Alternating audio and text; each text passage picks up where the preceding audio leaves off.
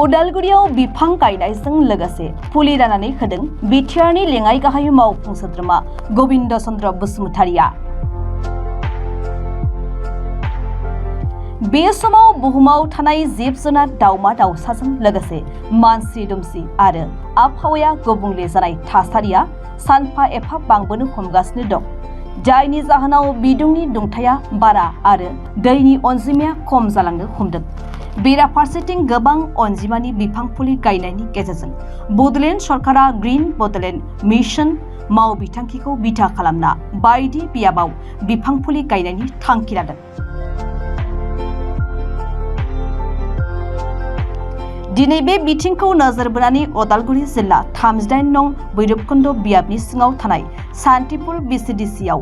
5,000निबो बारा बिफां फुलि गायनायनि गेजेरजों बिसिडिसिनि आवथायाव थानाय आइजोफोरनि मोनफ्रोमबो गावसुंथा हानजानो गोबां रोखोमनि बिफां फुलि राननानै होनाय हाबाफारि लादों बिटिआरनि लेङाइ गाहाय मावफुं सोद्रोमा गबिन्द चन्द्र बसुमतारिया। बेजों लोगोसे बिफांखौ गायखांनायनि उनाव जोथोन लानांगौनि थाखायबो गावनि बिबुंथिनि गेजेरजों खावलायहरदों बिथां बसुमतारिया। दिनै बे भारत सरकारनिफ्राय मोनसे डिरेक्सन हरदों आरो बेनो जाबाय जिहेतु आथिखालनि बुहुमनि बारहावाया मानसि आरो जिब जुनार थांना थानायनि थाखाय गोरोबथाव नंलिया, मानोना बिफां लाइफां दानजोबनानै लांदां जानायखाय, बिभिन्न गारि घोड़ा बांनायखाय, बेनिफ्राय बिभिन्न इन्डास्ट्रि गायसननाय बांनायखाय बे गारि घोड़ा बा इन्डास्ट्रिनिफ्राय ओंखारनाय जि कार्बन मन'क्साइड बिनि परिमाना, बिनि अनजिमाया बुहुमनि जिथु बारहावा बेवहाय बांसिन जाबाय आरो बेनिखायनो जोंनि बुहुमनि बिदुङा बारा जालांबाय, दैनि परिमान खमायलांबाय। बेनिखायनो मानसि आरो जिब जुनार थांना थानो थाखाय खोब बारा उपजुक्त नंलिया आरो बे हयथ' बेबायदि कन्टिनिउ जाबाय थायोबा हयथ' खोब बारा 15-20 बोसोरसोनि उनावनो बुहुमाव जिब जुनार गोब्राब जानानै दुलाराय बुहुमनि सुबुंफ्रा, दैदेनगिरिफ्रा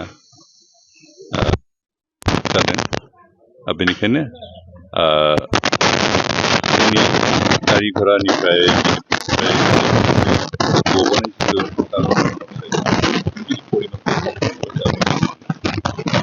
बाङोबा अखा बारा हागोन, अखा बारा हायो, जोंहा दैनिबो आंखाल जानाय नङा, ओमफ्राय मानसि थांना थानायनि मोनसे बारहावाया मोनसे बेलेन्स फैगोन, इक'लजिकेल बेलेन्स। आरो बेखौ सिन्था खालामनानै बेनिफ्राय ओरैनो गथै बुहुमाव 5 जुनखौ वर्ल्ड इनभाइरनमेन्ट डे हिसाबै बोसोरावनो आरो बिदिना बिफां लाइफां गायनाय जायो। खिन्थु भारत सरकारा बेनि अनगायैबो दिनै आलादायैनो भारतआव बेखि जेराव जेराव खालि जायगा दं सरकारि जायगाफोरखौ बिफां लाइफां गायनानै बिफांनि परिमाण बांहोनायजों लोगोसे अखानि परिमाणखौ बांहोनो हायो नामा बेखौ सिन्था खालामनानै दिनैनि सानखौ बिफां गायनो थाखाय बेबायदि मोनसे डिरेक्सन होदों आरो बेबायदि हाबाफारि लादों।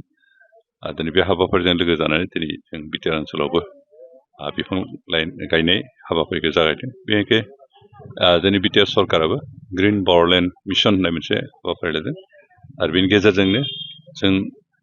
बिटिआर ओनसोलनि जेराव जेराव खालि जायगा दं, सरकारि हा दं, बेफोर बिफां लायनानै बिफां बायदिसिना गायनानै मोनसे लोगोसे बिनि बारहावाखौ मोजां खालामनाय, लोगोसे मानसि थांना थानायनि उपযোगि खालामनो हानाय बेबायदि मोनसे परिबेखखौ जों लाबोनो नाजादों आरो बिनि पार्ट हिसाबै जों बे सान्तिपुर जिथु कमिउनिटि हल बे फिल्डआव बिफां लाइफां गायनायनि हाबाफारि लादों आरो बेयावनो दिनै दुलाराय आसामावनो सरकारि भाबै बे हाबाफारिखौ लादों। जों आसा खालामदों जे बे हाबाफारिखौ जों साक्सेस खालामनो हायोब्ला अन्तत जोंहा दुलाराय ओनसोला सोमखोर महर लागोन, अखानि बिबाङा बांगोन, दैनि परिमाणा बांगोन,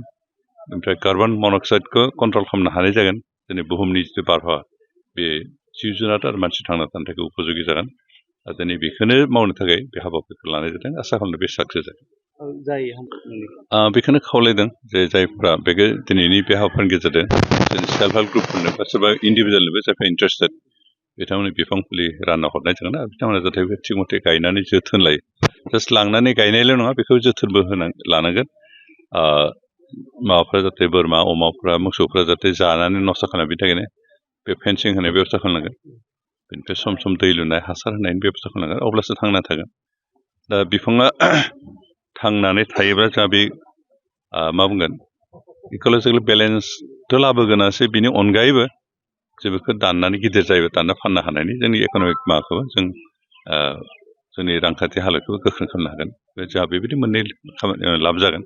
बेनिखायनो जायफोर लांगोन बिथांमोना जाहाथे मोजाङै जोथोन लायो मोजाङै फेदेरो आरो नांगौबा जोंहा फरेस्ट डिपार्टमेन्ट गोबां फुलि दं बिथांमोननिफ्राय बिनानै लायनाय जाहाथे गायदेरो आं बेखौ खावलायबाय